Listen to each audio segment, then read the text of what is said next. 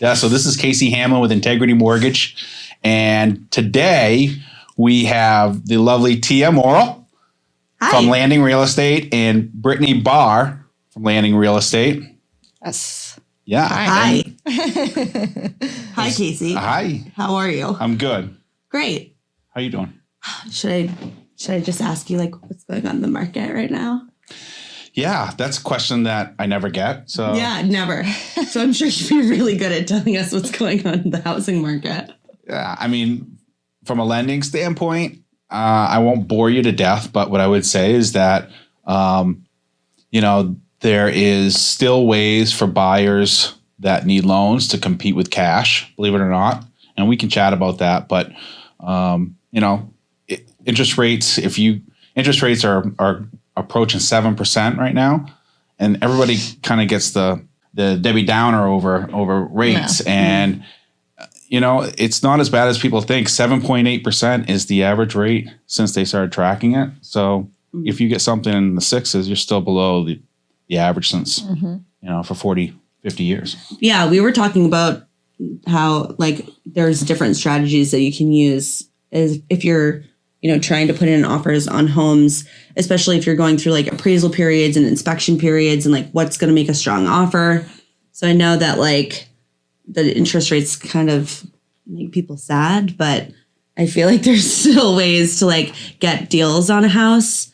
I don't know what you've been trying, but I know we were talking about appraisal stuff the other day.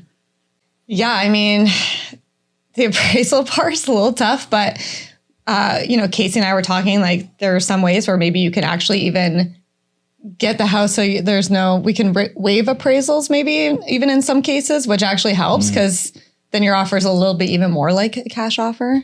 But no, I think that's probably one good way about it. Yeah. I mean, I think you bring up an interesting question. How do buyers, try to compete in this market? What are you guys doing to help position your clients to help get their offers accepted in this ultra competitive market?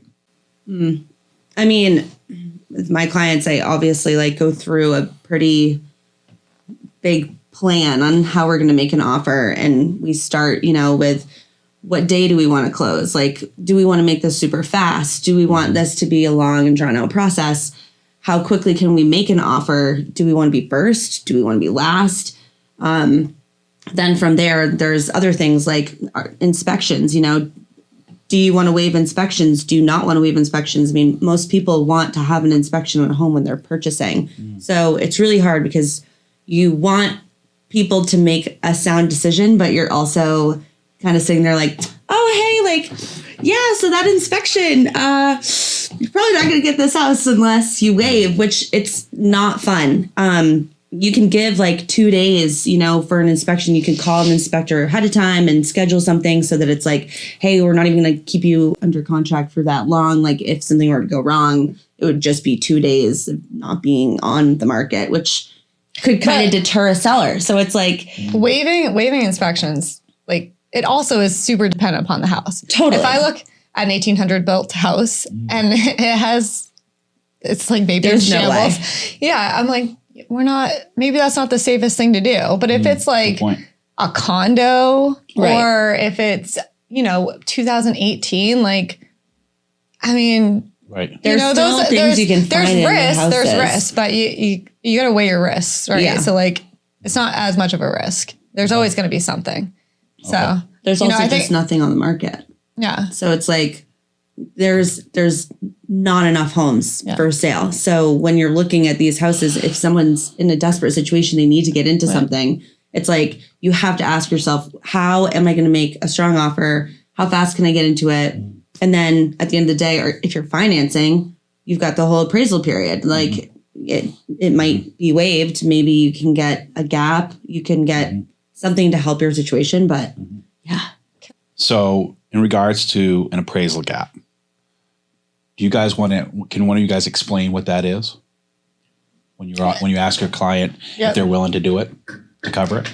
So one piece of your offer is an appraisal piece, which basically protects you as a buyer to say, hey, if I'm going to get financing and the loan it needs to be appraised for the value or the purchase price, right? So if an appraiser comes in and it says, hey, we don't think that the house is worth what you're going to pay for it, we have a little bit of a problem, right? Because the lender's only going to give you the amount that the that the appraiser has said. So in that case, now we have a gap that we have to make up, which is what the appraiser says it's worth and what we have it under contract for, the price. Right. So I'll give you guys an example. Let's say that we're talking a $500,000 price. Yep. Okay. And let's say that we have an appraisal that comes in at $450,000. Okay. We've got a $50,000 gap there, right? What I was explaining to a group earlier today was, depending on the loan program, there is some times where we can finance that gap. So your customer doesn't have to come up with additional money, the $50,000. Right, because you're responsible for the $50,000 if you want that house, or the seller's got to be willing to come down. Which exactly, what seller is willing to do that right now? Well, that's what we chatted about. So how do we help our buyers not have to come up with an additional $50,000 out of pocket? And I was explaining to them in a nutshell that we offer a one-time PMI fee, right? So what happens is that the buyer has a loan for, let's say it's $400,000, okay? And now they're financing 90% of the house value. Before they were financing 80% because the house was worth $500,000 before, okay? Now it's worth $450,000. Well, we can keep everything the same, and the buyer just has to write a check for, say, $2,000 to $3,000, we'll call it, to cover up the PMI on the loan. All right, and everything else stays the same.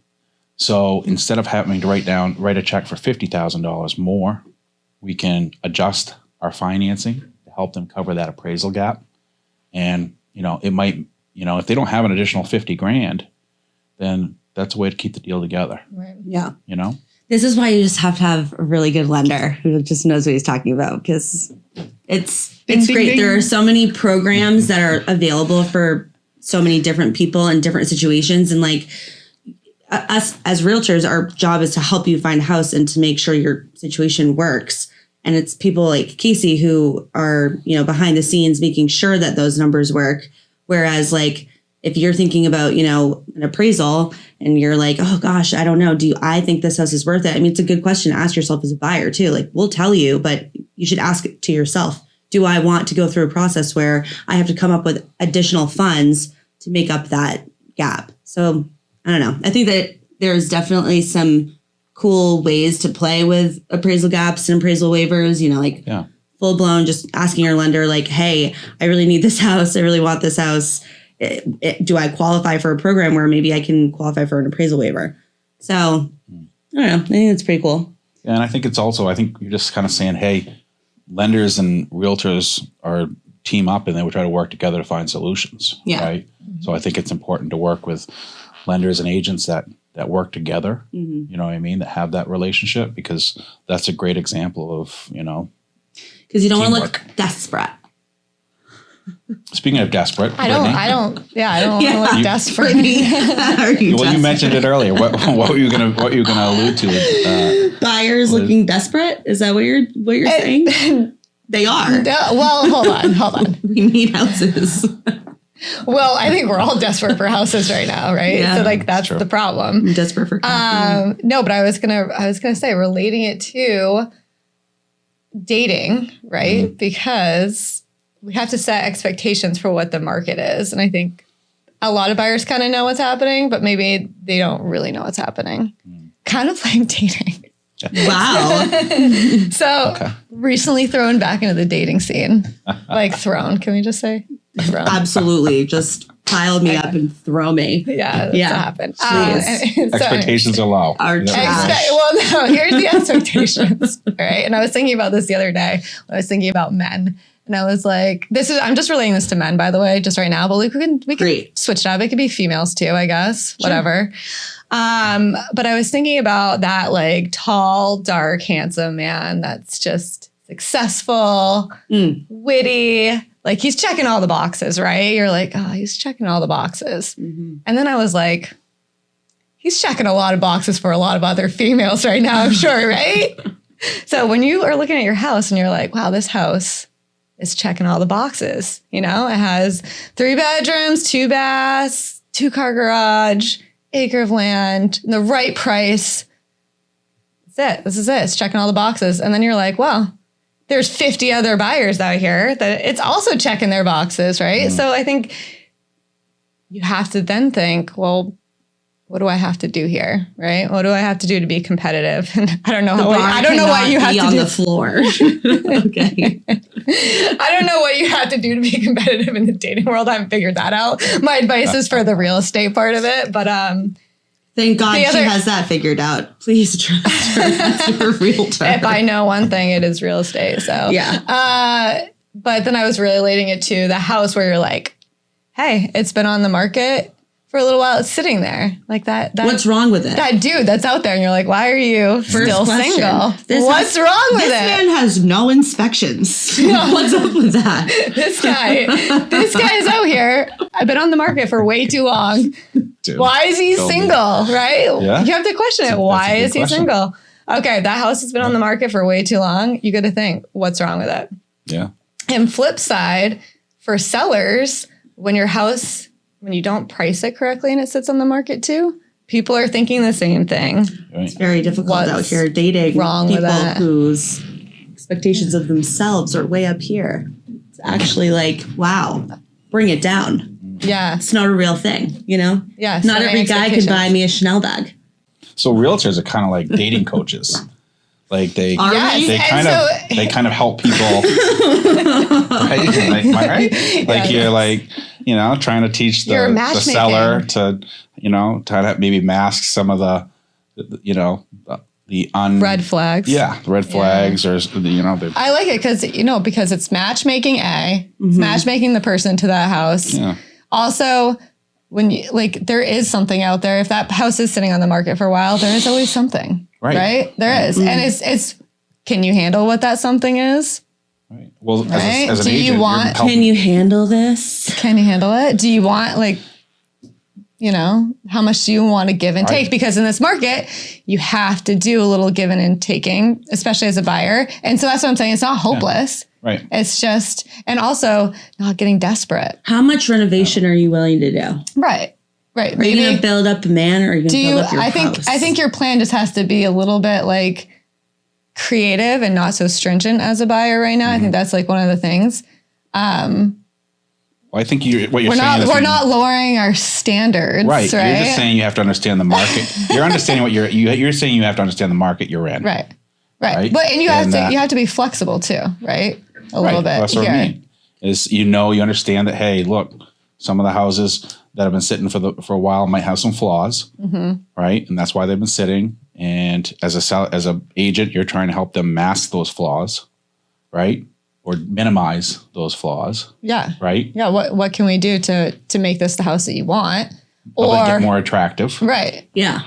Right. Yeah. Let's definitely make houses look attractive. I feel like there's things as realtors, when we're preparing people to list their house, here are a few great tips that you should try. You should paint, you should do landscaping. There's so many other small things that you could also be doing, buying Scentsies or going out of your way to get the ferret that lives in the wall, out of the wall. I don't know. That happened to me.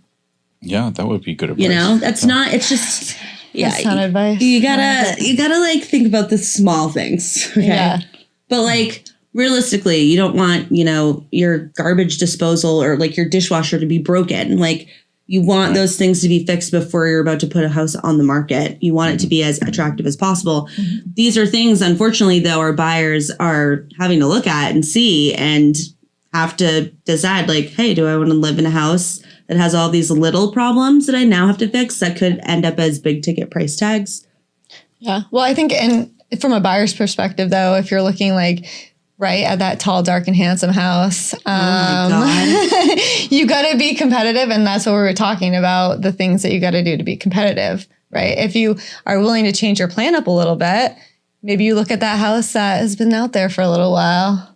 What's on the market. Your tall, I need dark, to- and handsome house? Like, do you have like dark Just FYI, if you're beam tall, floors? dark, and handsome, Yeah, you clearly have call Brittney. You have an opportunity here. Like, No, because there's everybody else is out there for those. See, I'm going the other way. I'm like, hey, You're like a granite countertop girl. Where's that fixer upper? She wants the bare minimum. Where's the fixer upper? That's what I'm looking gosh. for. I'm good That's at fixing Wow. things. I absolutely want move-in ready. God bless you. Please just See, spare me. okay. Fixer uppers And are a lot so of work. do all the buyers out there, right? Yeah. So you Yeah. got to be competitive, which is some things that we talked about. Or like I said, you can be a little bit more flexible, but just don't get desperate. I think that's my big thing with buyers too.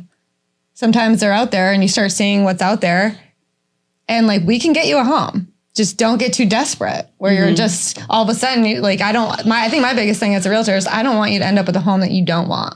Like that's the biggest thing. So like, if you're just like, hey, this is my only option, I'm going to just take it because it's my only option. It's like, I try to keep in mind, like, hey, let's look back at what you're looking for. Like, let's not get desperate here. Let's take a look back and see what we can do. Right. And get creative. Can we get Casey to help you get, can that house that's out there for a little while, can we get some,